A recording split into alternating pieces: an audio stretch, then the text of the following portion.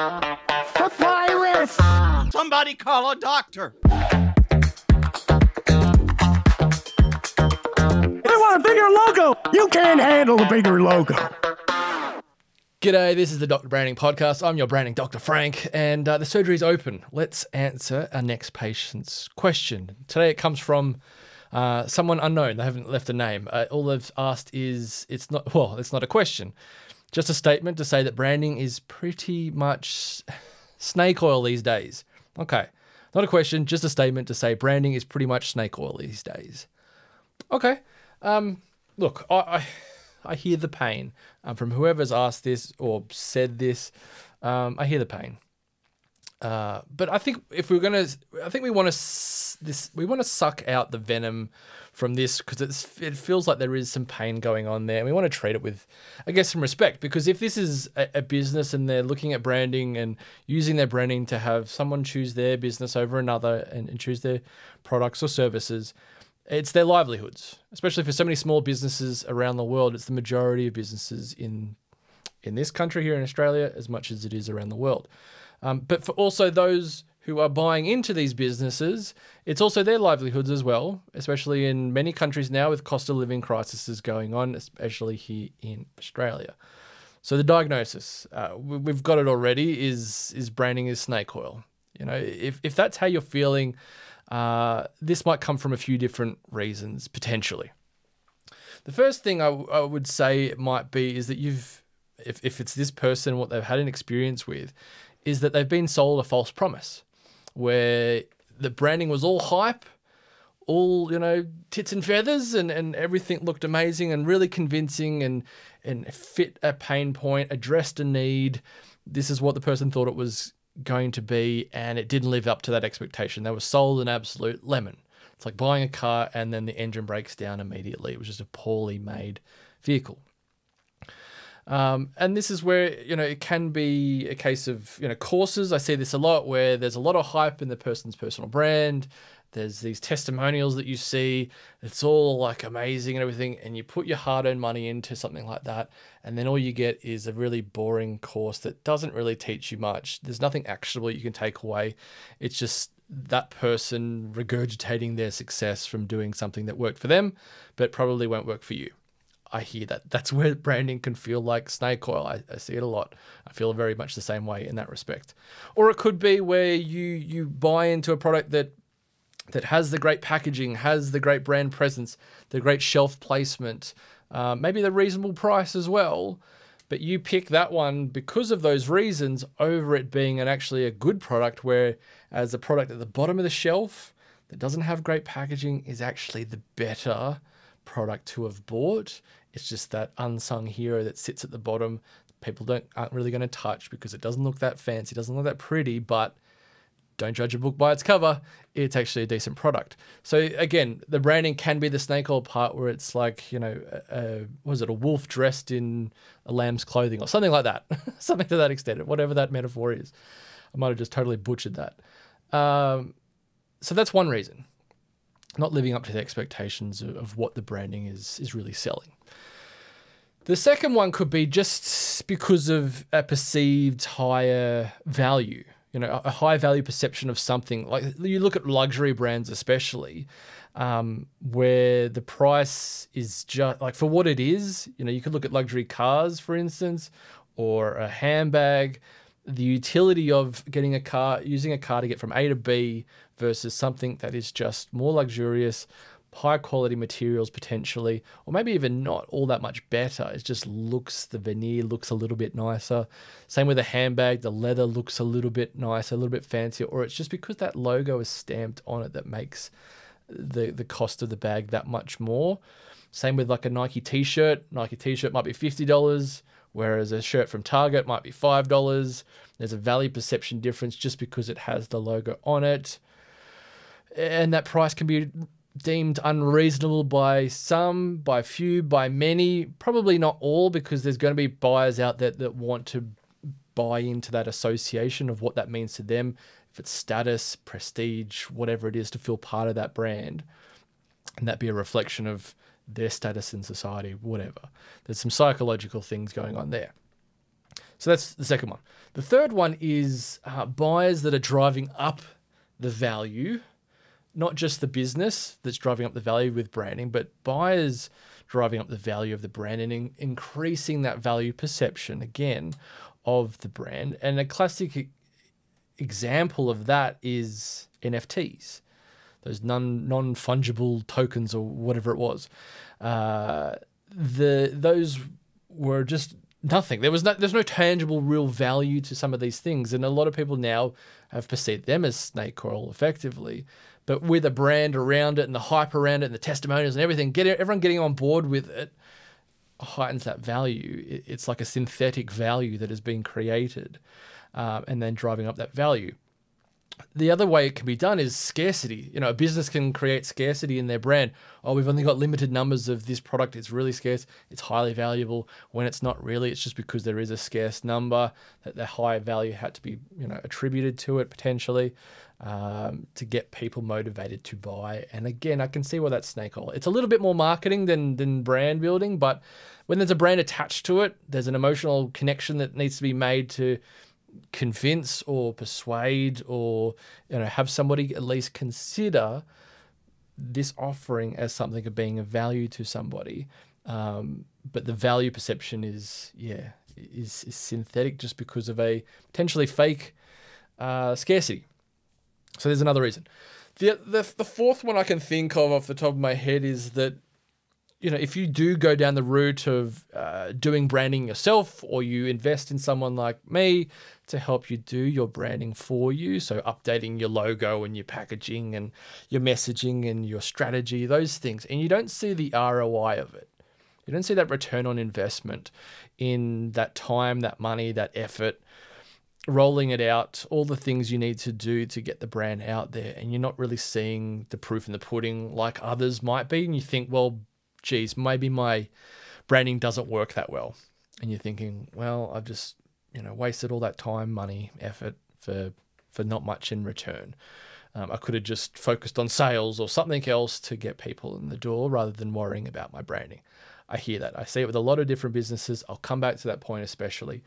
But those points aside, when you live in a society that is built upon commercialism now, which is very much a thing, but also capitalism, you live in a capitalist society, this clashes with affordability. When the value of things goes up, inflation increases at times when people aren't earning higher wages, it's not keeping up. You've got branding stuck in the middle of this, where there is generally a good intention behind it to make sure that somebody recognizes your business over another and compels somebody to consider yours over another. I don't see it as nefarious necessarily, depending on how you approach it, but in this kind of climate that we're in, that persuasion, I can see it being a little dirty. Yeah, and using it to your advantage when there might be some nefarious stuff going on in the background. Ultimately, we are building brands to help a business, for their offering, for themselves as a service or as a team, or to communicate with an audience. And we do this to attract somebody to us. Like I said before, attract someone to us, potentially over another. And that's what branding is at its core essence.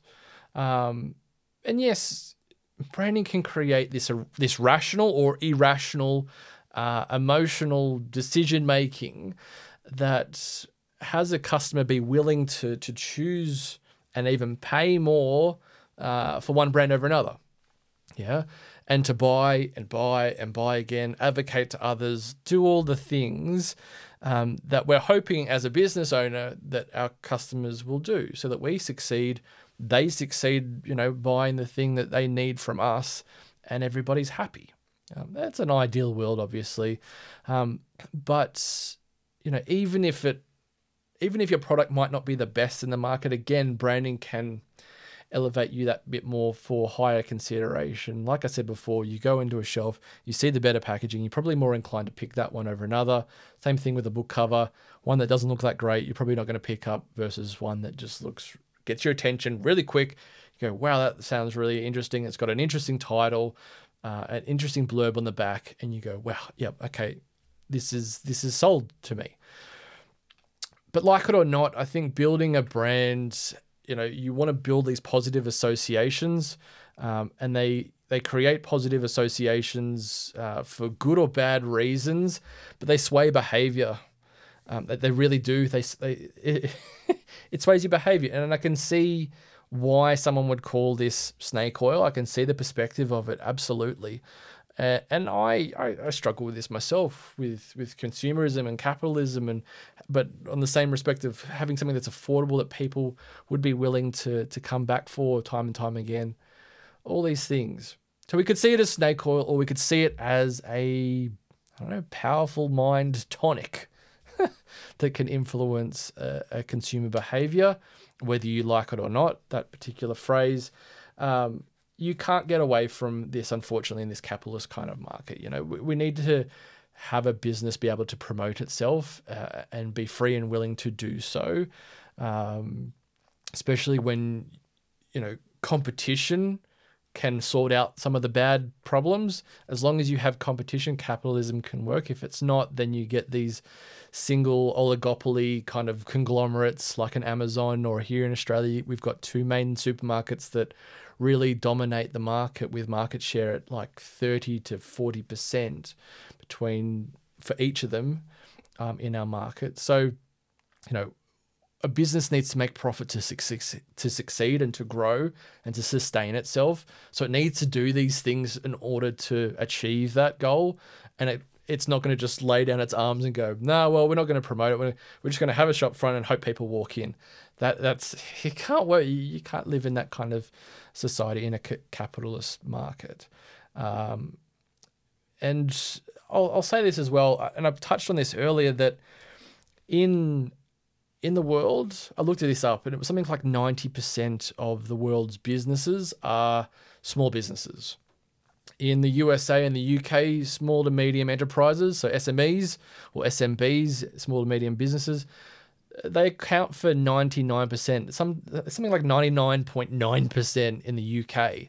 It's really high numbers. In Australia here, it's about 98%, and 92% of them are turning over less than $2 million in revenue. I'm one of those businesses. So it's no wonder that branding, will feel like snake oil, because the vast majority are pretty average at doing it when you are a small business. You're not a big business being able to invest millions and millions of dollars, squillions of dollars into your brand building, because you don't have the cash flow to do so. And you don't have the expertise to do so with a whole team, an international team, to really grow that brand to a point that does branding well. And this is why we look at the likes of Apple or Harley Davidson, Mercedes, McDonald's, all these really big brands that do it well, and we put them on a pedestal as the pinnacle of what branding success looks like, and what the best marketing, the best branding, the best packaging, the best service, all those things, because they do it so well because they have the money to do it. Whereas when you're a small business, you need to do this stuff, but you probably aren't doing it all that well. And that's not a knock on any small business, small to medium business. It's just a fact of the capacity to be able to do so. You're going to get businesses that are doing branding potentially pretty poorly. And the way it comes across is that it could feel salesy. It could feel somewhat predatory. You see those Facebook ads that pop up after you've had a conversation with somebody and your phone sit next to you and you go, are they listening? A marketer's not doing their job unless you're feeling scared. That was like an interesting quote that I found around the internet a few years ago.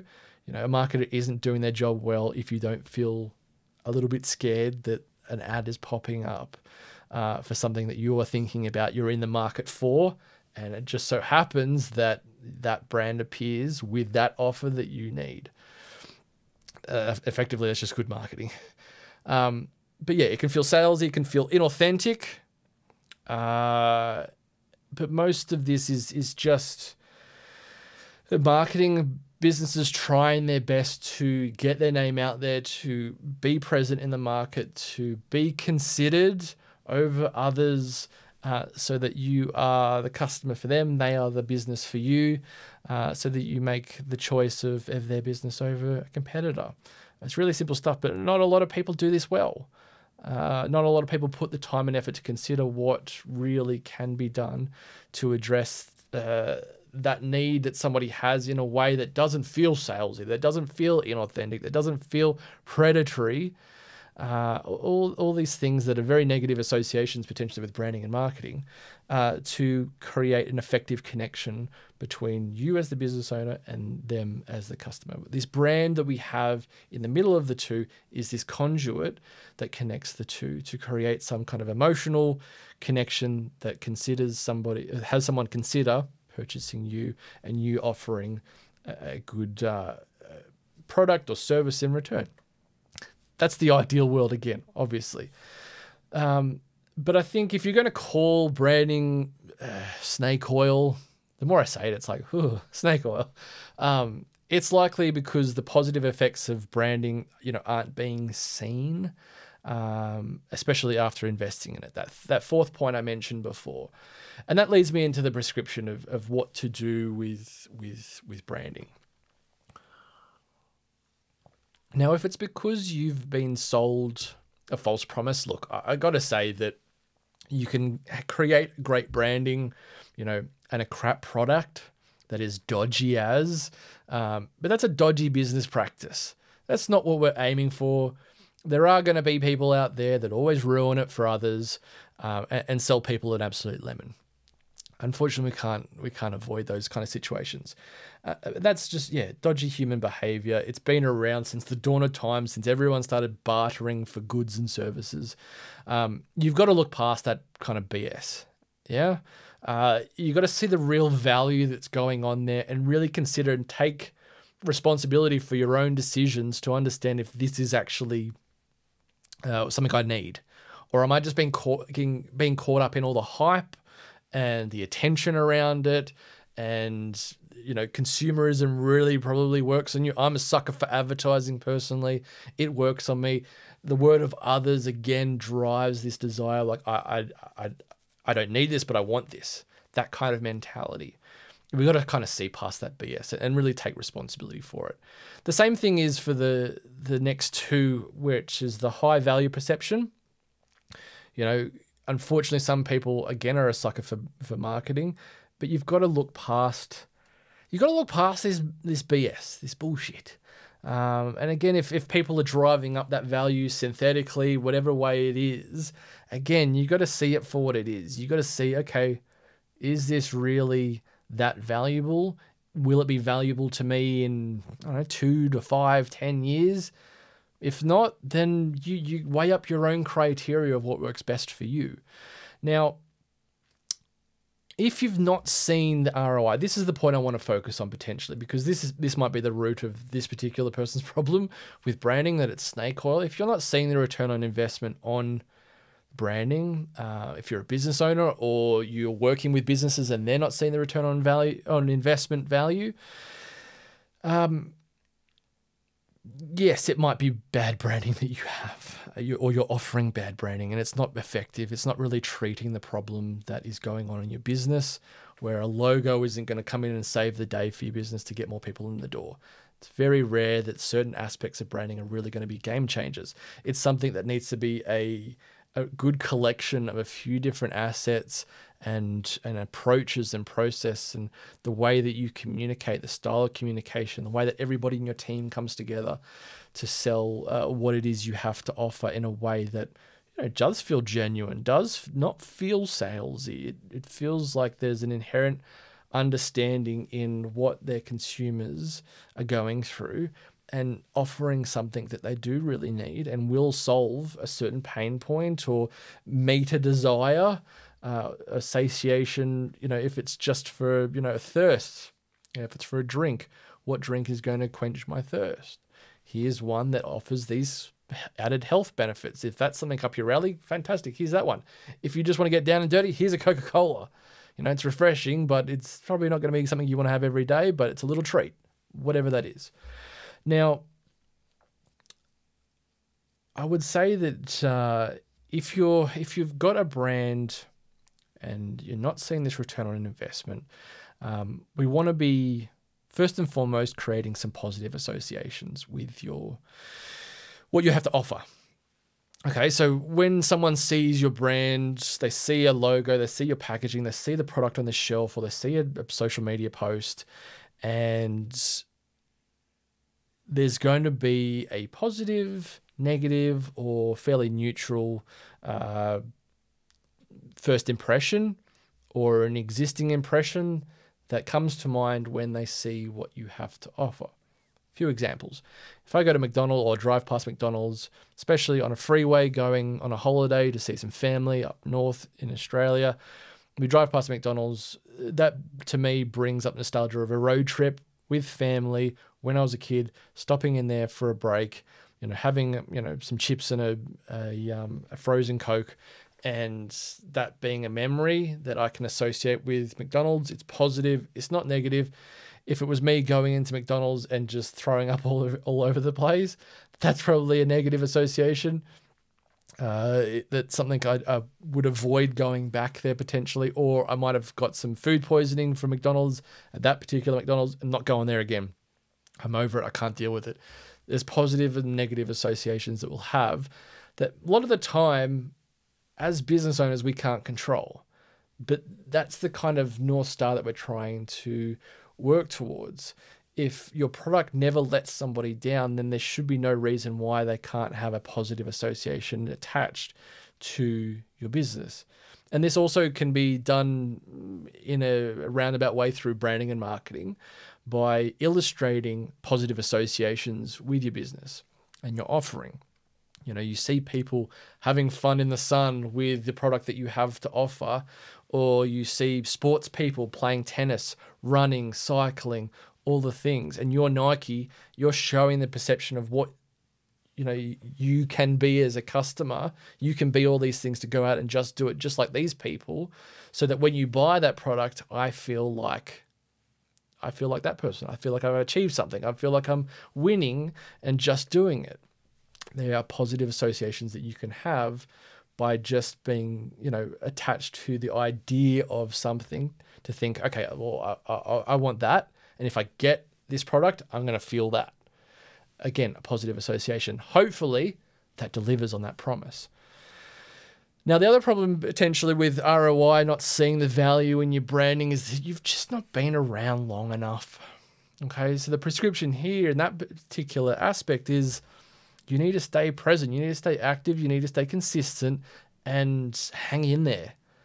Continuously be present and showing your brand to consumers so that they know you, they think about you, they consider you, and then they keep buying again if they keep seeing you. If you're not seen and heard, you're not going to be considered. You'll fade away into a distant memory that they don't recall. So we need to continuously show up. This is why things like jingles that create these real intrinsic brain associations that can be easily recalled. You might get that song stuck in your head of the Pizza Hut phone number.